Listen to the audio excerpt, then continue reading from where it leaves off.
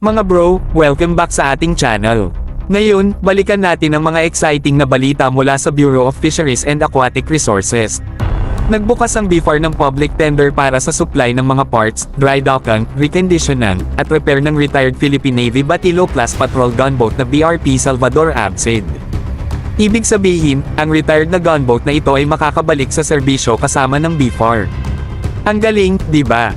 Ang BRP Salvador Abcid ay dating Champs Uri-class patrol gunboat ng Republic of Korea Navy bago ito ay donate sa Philippine Navy noong early 1990s.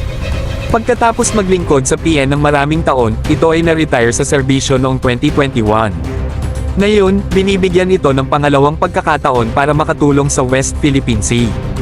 Maganda na makita na ang BFAR ay kumikilos upang palakihin ang kanilang fleet at suportahan ang mga mangingisda sa West Philippine Sea.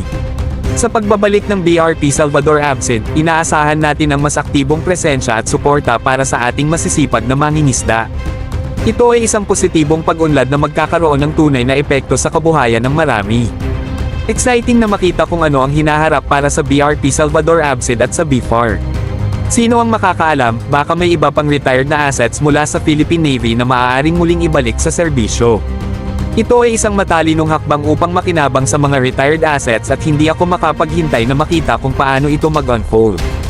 Abangan ang karagdagang updates tungkol sa nakaka-excite na development na ito.